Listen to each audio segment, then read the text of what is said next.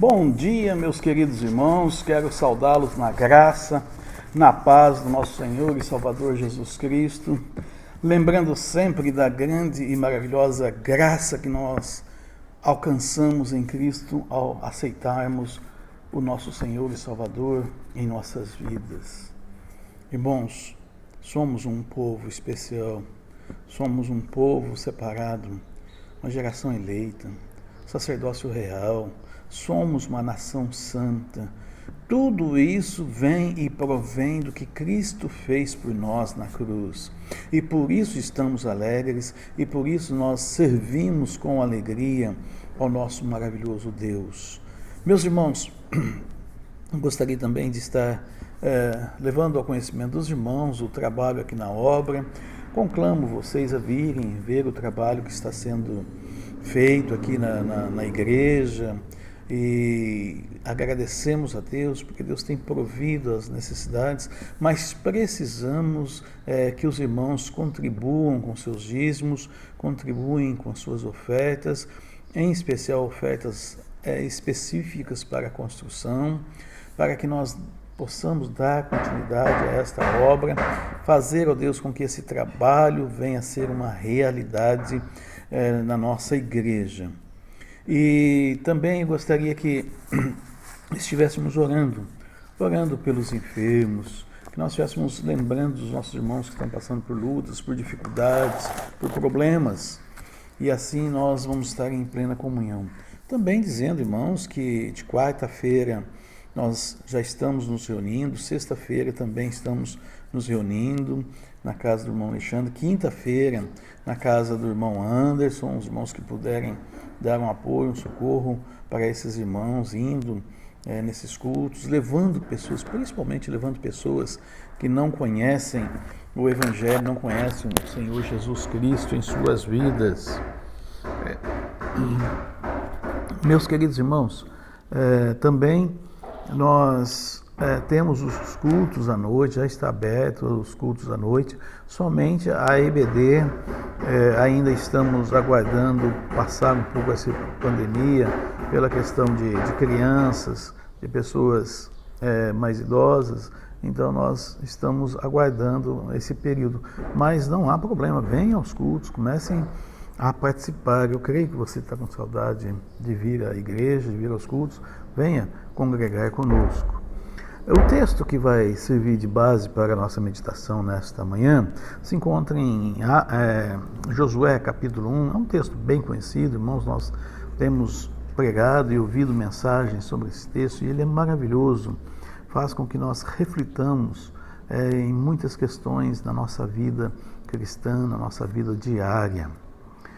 O versículo 1, e sucedeu depois da morte de Moisés, servo do Senhor, que o Senhor falou a Josué, filho de Num, servo de Moisés, dizendo: Moisés, meu servo é morto.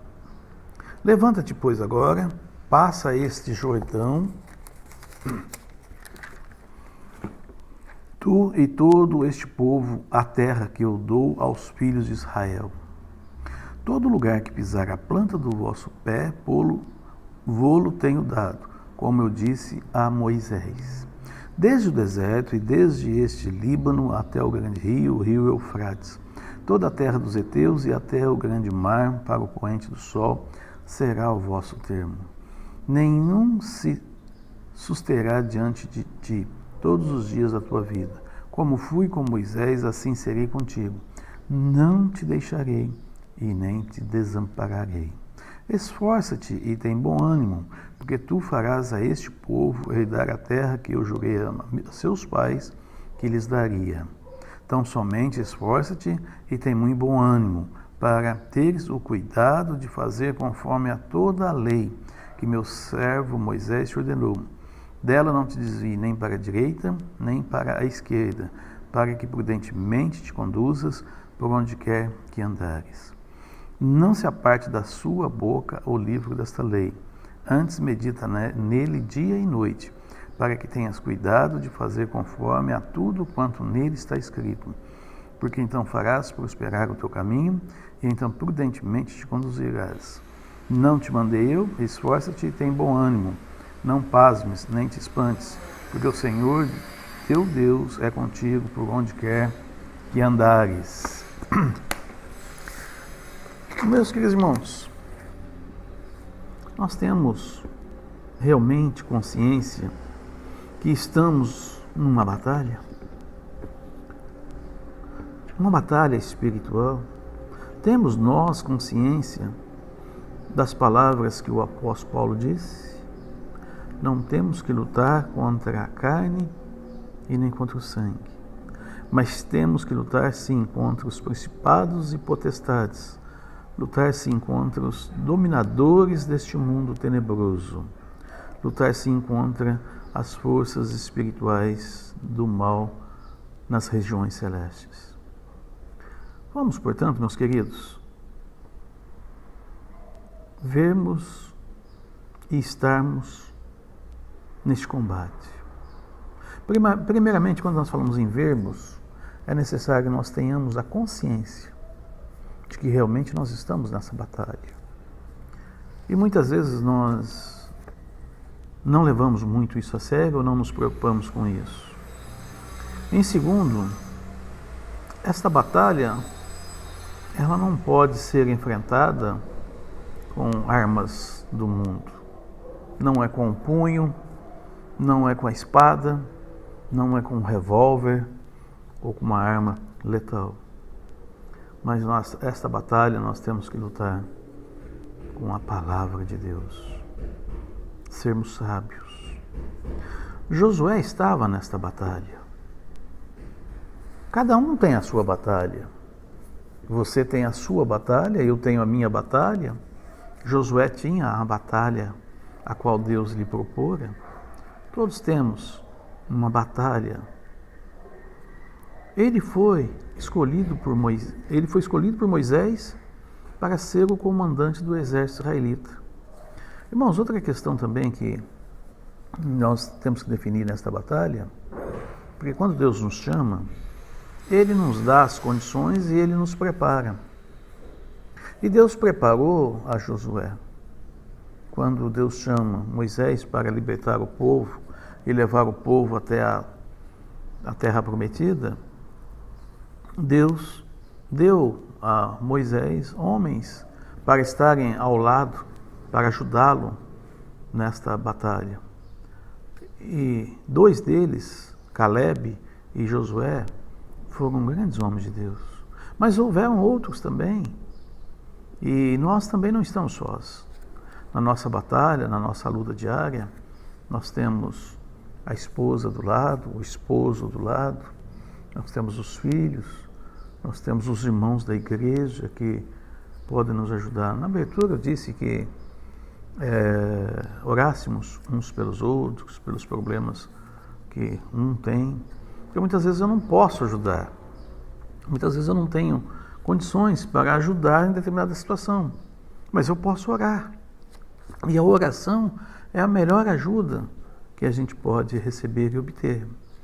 E Josué, ele caminhou diante de Deus e ele trabalhou para que a sua batalha, a sua luta fosse vitoriosa. E então Josué caminhou buscando a orientação de Deus. Mas aqui em Josué capítulo 1, nós vemos algo específico, ou seja, a chamada de Josué para esta batalha. E Deus diz: olha, Moisés, o meu servo, é morto. E eu preciso colocar outro no lugar de Moisés. E você foi o escolhido para direcionar o povo israelita para a terra prometida. Irmãos, vamos entender primeiramente, só para nos assentar e ver aonde nós estamos aqui neste quadro. Deus havia chamado Moisés para que Moisés libertasse o povo hebreu que estava escravizado no Egito. Moisés já tinha 80 anos. E por 40 anos Moisés direcionou e dirigiu o povo pelo deserto. E agora o povo já estava próximo de tomar posse da terra prometida. Estavam à beira do Rio Jordão. e Moisés havia falecido. Então Deus chamou Josué e disse: olha, agora é você quem vai conduzir esse povo para tomar posse. Mas vejamos, irmãos, não é o fato de chegar ali e falar: pronto, agora vocês podem tomar posse. Não. Havia povos morando nessas terras. E era necessário Josué, o exército e o próprio povo lutar contra esses povos e tirá-los dessa terra e eles tomarem posse. Então nós vemos aqui algumas razões para sermos vitoriosos, como Josué foi. A primeira razão, irmãos, devemos ser obedientes a Deus. O versículo 2 diz: dispõe-te, levanta-te. Este é o primeiro fator. Provavelmente os irmãos devem pensar que eu, pastor Antônio Carlos, na boa parte das minhas mensagens, coloco a obediência como um fator principal do cristão para o seu Senhor. E é um fato, e é uma verdade, é a realidade. Moisés conduziu o povo até a entrada da terra prometida. Veio a falecer. Passou a direção para Josué. Deus passou essa direção para Josué. Ele e todo o povo, às margens do rio Jordão, esperavam com ansiedade as ordens de Deus para cruzarem o rio Jordão e passarem a tomar posse desta terra. Terra que foi prometida a Abraão, a Isaac e a Jacó. Este povo, por causa da rebeldia e desobediência, veja bem, irmãos, nós estamos falando sobre obediência. E agora nós vemos que este povo, pela rebeldia e desobediência, uma viagem que poderia ser de aproximadamente 3 a 4 meses, levou 40 anos.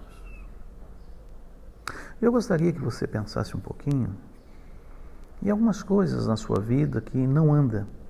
Sabe quando você fala: mas isso aqui não anda, isso aqui não anda. Será que não é pela tua desobediência? Ou pela sua rebeldia que as coisas não estão andando?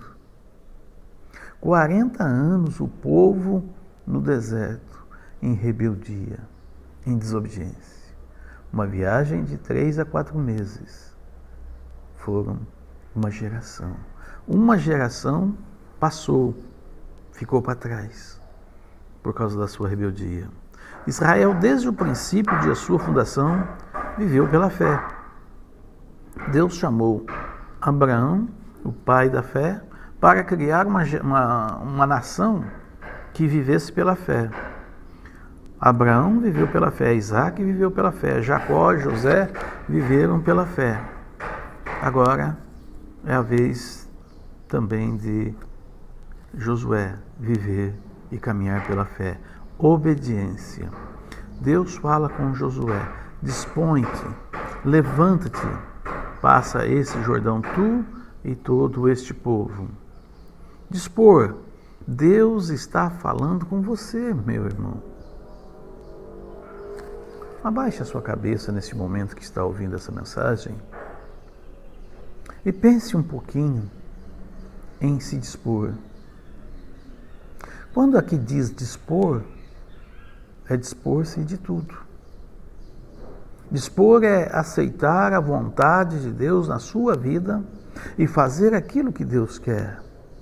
Não é meio termo, não é fazer meia coisa.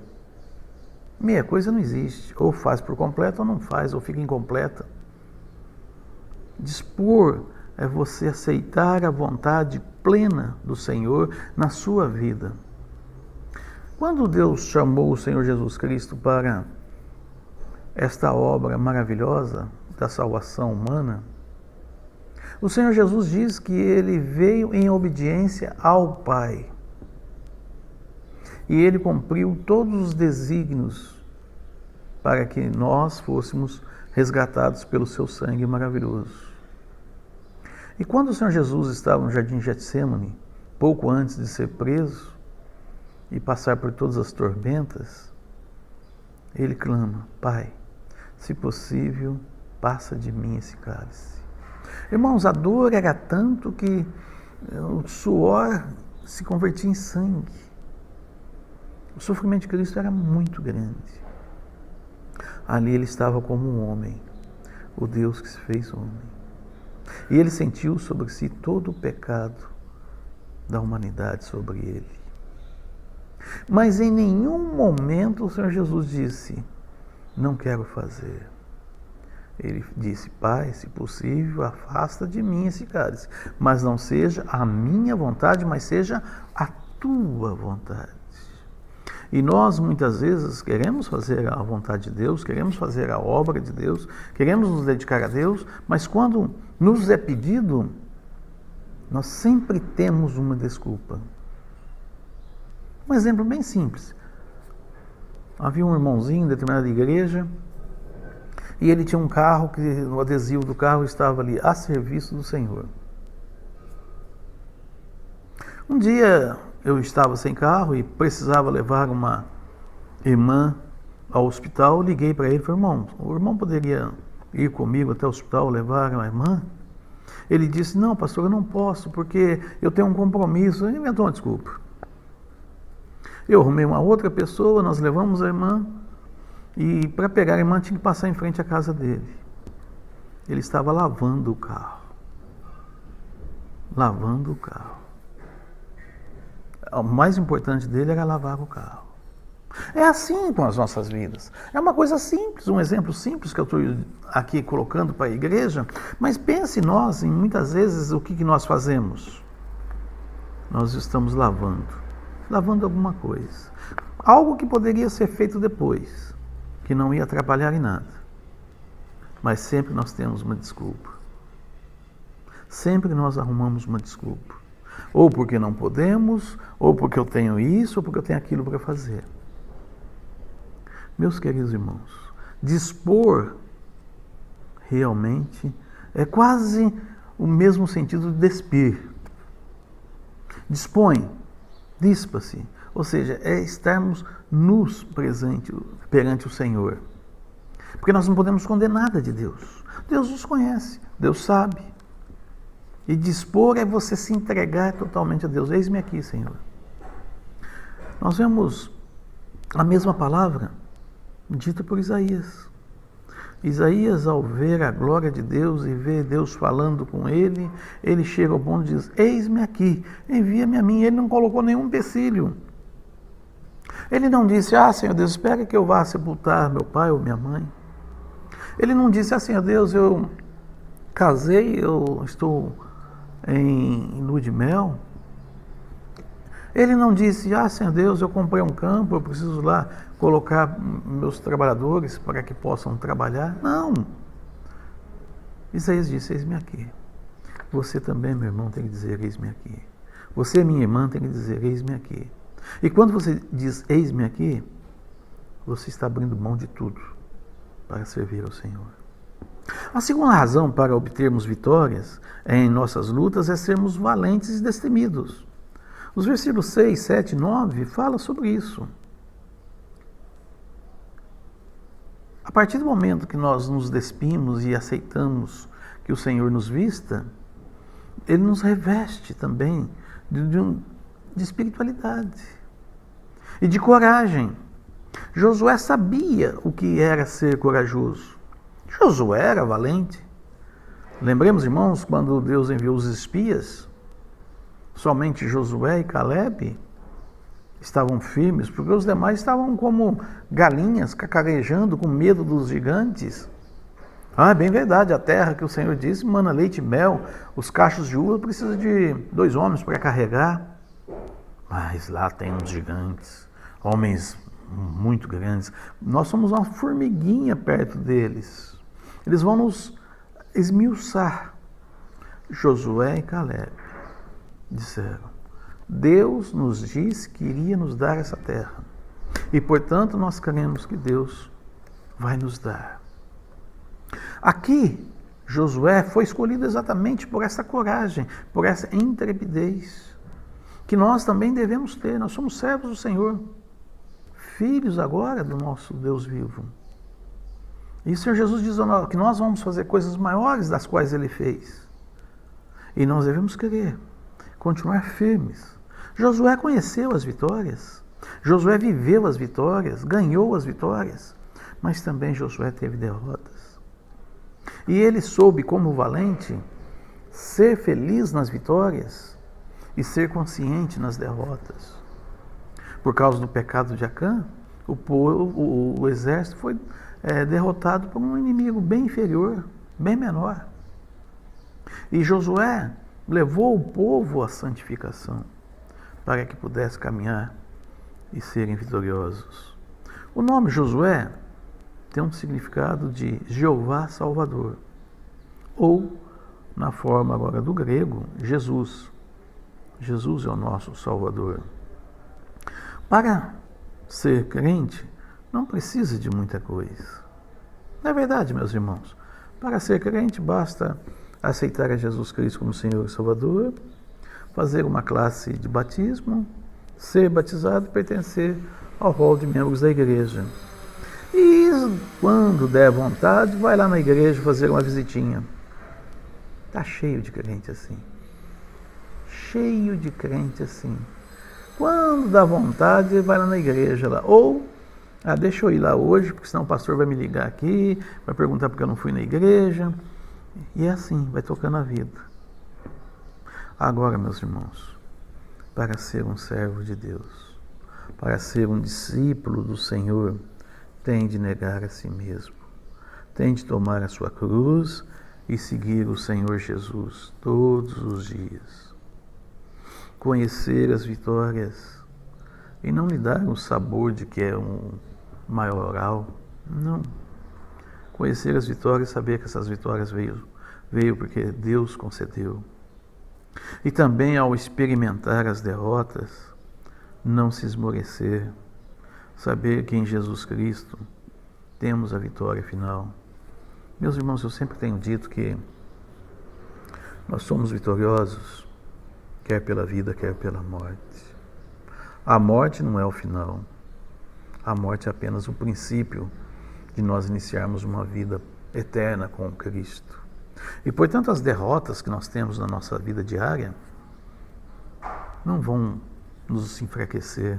É bem verdade que somos humanos, é bem verdade que muitas vezes nós sentimos o baque, sentimos o peso dessas derrotas e nos entristecemos, temos vontade de desistir. Estou falando por mim mesmo, quantas vezes eu tenho vontade de desistir? Já estou no ministério há 30 anos. Em 1990, a Rosângela e eu, nós fomos para o seminário. Nós estamos no ano de 2020, 30 anos, vivendo pela fé. Conheci muitas vitórias e conheci muitas derrotas. Por muitas vezes pensei em desistir. Por muitas vezes falei em desistir.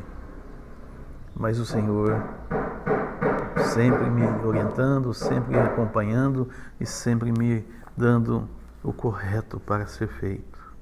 Por desobediência da minha parte, muitas coisas foram erradas e eu tive que aprender e o Senhor tem me ensinado. E por fim, irmãos, a terceira razão para chegarmos à vitória é crermos na promessa de Deus. Dos versos 2 ao 9 encontramos as promessas de Deus a Josué. A terra que te dou, todo lugar que pisar a planta do vosso pé, vô-lo tenho dado, como prometi a Moisés. Não te deixarei, nem te desampararei. Não desvies nem para a direita, nem para a esquerda, para que sejas bem-sucedido. Farás prosperar o teu caminho. Não temas, nem te espantes, porque o Senhor teu Deus é contigo, por onde quer que andares. Meus queridos irmãos, Satanás, ele faz de tudo para colocar dúvidas em nossos corações. Em relação às promessas que Deus nos dá, Satanás coloca muitas vezes dúvidas. Será que é isso mesmo que Deus tem me proposto? Será que é isso mesmo que Deus quer para a minha vida? Será que é isso mesmo? Como eu acabei de dizer a vocês, nesse período de 30 anos no ministério, quantas vezes Satanás colocou dúvidas no meu coração? Mas quando nós estamos dispostos a obedecer ao Senhor, quando nós estamos dispostos a ser valentes, quando nós estamos dispostos a fazer conforme o Senhor quer, quando nós estamos dispostos a sermos destemidos, nós permitimos que o Senhor haja poderosamente em nossa vida. E aqui nós vemos essas promessas do Senhor para que nós também possamos, com alegria, ver que o Senhor não vai nos desamparar. Como eu disse também, meus irmãos, mesmo que venha a morte sobre nós, já somos mais que vitoriosos em Cristo Jesus. E nada pode impedir a atuação do Deus maravilhoso sobre nossas vidas. E as suas promessas são reais e são verdadeiras. Basta crermos e aceitarmos a vitória que o Senhor tem nos proposto. A partir do momento que nós aceitamos negar a nós mesmos e seguir ao Senhor Jesus Cristo e fazer conforme Ele deseja e quer, nós recebemos essas promessas do Senhor. Você, meu irmão, você, minha irmã, você, o jovem, adulto, quer obter vitórias? Quer ser um vencedor? Então obedeça a Deus. Quando nós obedecemos a Deus, as outras questões passam a ser superficiais. Porque nós estamos obedecendo a Deus. Se vier as vitórias ou se vier as derrotas, nada nos aflige, porque nós estamos em obediência ao Senhor. O nosso coração está em paz. Se teu coração estiver em paz, bem contente e alegre, tu acharás. Porque em obediência nós estamos em paz. Agora, se você porventura não está em paz, volte à obediência. Olhe as Escrituras, veja o que Deus tem falado a você. Larga de ser teimoso, larga de ser teimosa e passa a ser obediente. Obedeça. E quando você obedece, você passa a ser forte e corajoso, crendo nas bênçãos que Deus tem para você. E meus queridos irmãos, não cesses de falar de Jesus Cristo. Medite nas Sagradas Escrituras dia e noite. Faça tudo quanto está escrito. Então Deus fará prosperar o teu caminho e você será bem-sucedido. Você será bem-sucedida. Deus abençoe os queridos irmãos e que nós possamos caminhar alegres. Tenha um bom domingo, um final de domingo agradável no Senhor. E à noite nós estaremos aqui louvando e glorificando ao nosso Senhor Jesus Cristo. Oremos. Pai de amor, soberano Deus, obrigado por essa semana. Obrigado por tudo aquilo que o Senhor nos colocou, Senhor Deus. Eu agradeço também, Senhor Deus, pelas tristezas, muitas vezes até um sentido de desânimo que vem ao nosso coração, para nos mostrar que nós não somos super cristãos, que nós somos humanos, que nós somos falhos e que nós dependemos exclusivamente de Ti, Senhor. E muitas vezes as decepções da nossa vida faz com que nós nos aproximemos de Ti, Senhor Deus. E muitas vezes, Senhor Deus, as derrotas em nossas vidas faz com que nós nos acheguemos a Ti, confiando que somente o Senhor pode nos dar força e graça. E muitas vezes, ó Deus, até mesmo quando nós somos derrotados, nos leva a compreender que nós não somos maioral e que nós precisamos de Cristo, Senhor e Salvador. Pai, também colocamos os nossos irmãos enfermos, esteja com a irmã Eva, esteja com a irmã Hébia, Senhor Deus, com todos os irmãos que estão passando por enfermidades, nós colocamos suas mãos. Pai de amor, também colocamos todas as famílias da igreja nas suas mãos, esteja abençoando aos pais, ó Deus, na condução dos filhos, Senhor Deus, no caminho ao Senhor, estejam preparando os seus corações, fazendo, Senhor Deus, com que seus filhos sejam homens e mulheres valorosos, ó Senhor Deus, num mundo, Senhor Deus, onde impera a questão de andar e caminhar por si só, por achar que Deus não existe e fazer com que aqueles que obedecem e servem ao Senhor são fundamentalistas, são ignorantes.